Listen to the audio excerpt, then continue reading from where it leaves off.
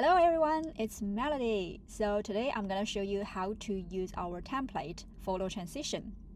With this template, you can create a photo transition effect such as this in the preview. And this transition consists of four types of animation, including the effect fading and the camera movements, camera zooming, and the flashing effects. So with this template, we provided all the properties for you to customize. So you can customize the animation or the transition I mentioned as much as you can do. Okay, so let's take a look at the hierarchy part to introduce about the structure. If you go to the hierarchy, you can see there are four groups in the hierarchy. So the first one is the tip group. This actually give you the step-by-step tips to help you go through the template. And the next one is the 2D foreground effects group. So this group is actually rendering the image.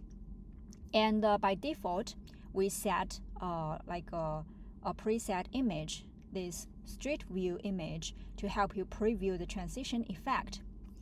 And after you're satisfied with the transition, you can uncheck the test mode and upload the effect or preview in TikTok device. Preview the effect in your mobile device. So if you uncheck the test mode, then the effect will take the user media image from your camera roll. But if you're trying to preview in Effect House, trying to check the test mode. So any addition you're making, it can reflecting into the preview in TikTok in Effect House. And the third group is the filter. So with this filter, actually we use this one to control the fading effect as well as making the flashing effect. And the last part is the 2D group. So the 2D UI group is actually contains the hint image and hint text.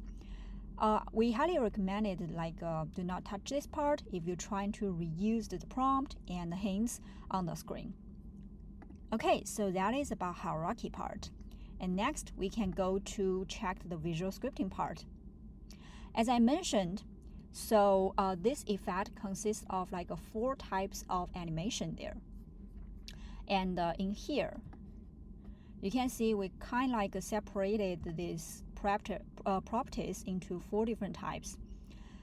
The first one is time delay before fade and fade duration. So these two parameters is trying to control the fade transition at the beginning of the whole transition there. If you restart it, you see it's come fading the frame from a black to a bright effect, and this is the parameters control there. And for example, I can change the fade duration, and if I change it, you see the fading progress is getting a little bit slower. And the next few parameters is control the camera moving. So if you wanted the camera moving start a little bit late, we can increase the number to have some time delay before the camera moving.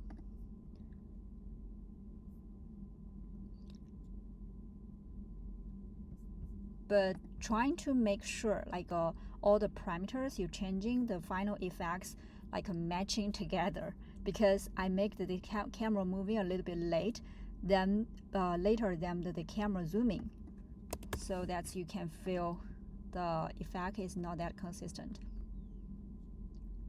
Yeah, but definitely try all the parameters and find the best way to consistent a new transition there.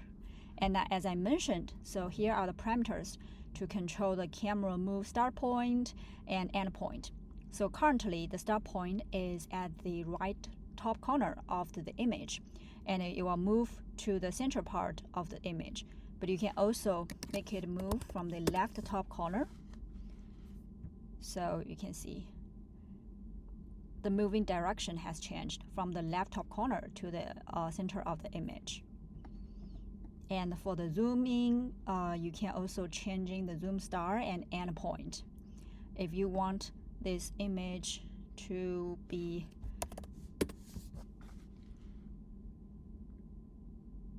zooming a little bit far. So that is the parameters you can try to tweak with.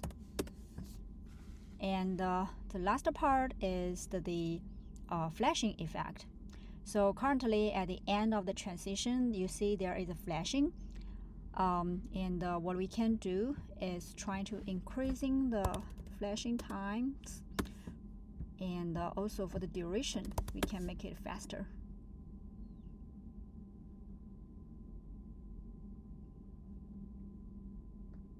So this will create like a dramatic flashing effects at the end of the whole transition.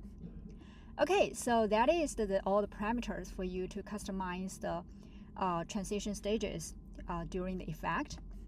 And we can take a look at the trigger controller part.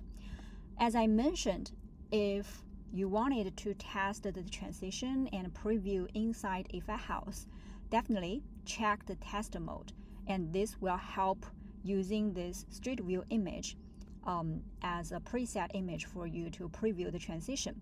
But after you're satisfied with your effect, or if you're trying to preview in TikTok, definitely uncheck this test mode, and the effect will automatically use the image that you choose from your camera roll. So remember, uncheck this test mode after you finish your effect or test on a mobile device. Okay, and the loop transition is about if you wanted the transition to like looping infinitely. If you uncheck that, the transition will happen just one time, and after the one time, it will stay in there at the end of frame. And ping pong loop means if you check it, it will go from after the first transition, it will go back to play it reversely. That's pretty cool, huh? Okay, cool. That's all the information or knowledge you can use in our photo animation effect. We'll see you soon. Bye.